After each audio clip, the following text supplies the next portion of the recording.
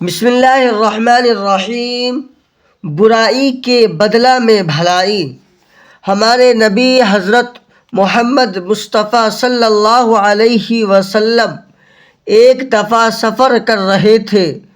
دوپہر کا وقت ہو گیا، گرمی سخت تھی، اس لیے تھوڑی دیر آرام کرنے کے لیے ایک جگہ ٹھہر گئے۔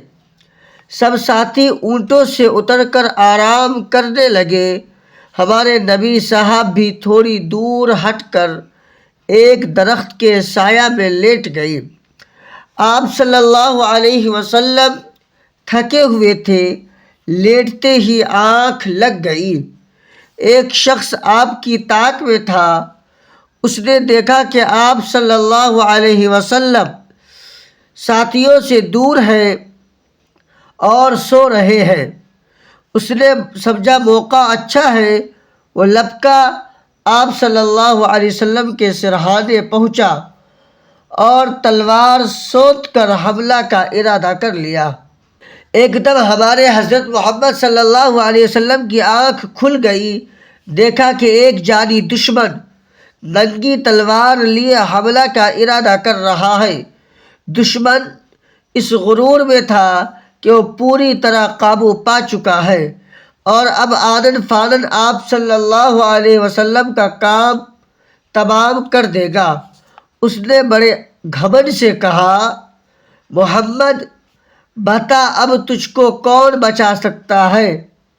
ہمارے حضرت محمد صلی اللہ علیہ وسلم نے بڑے اطمینان سے جواب دیا، اللہ۔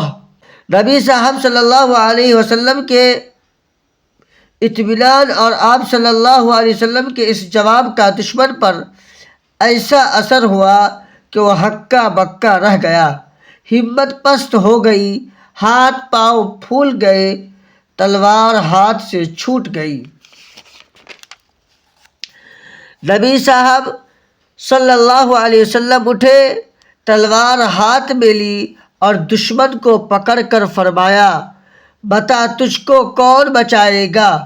دشمن اللہ کو نہیں مانتا تھا، اس کا بھروسہ اللہ پر نہیں تھا، وہ تھر تھر کانپنے لگا۔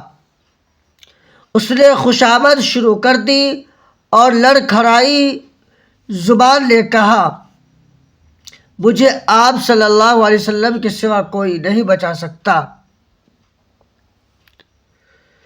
آپ صلی اللہ علیہ وسلم نے اس کو معاف فرما دیا اور اس پر ایسی مہربانی کی کہ وہ ہمیشہ کے لیے آپ صلی اللہ علیہ وسلم کا غلام بن گیا۔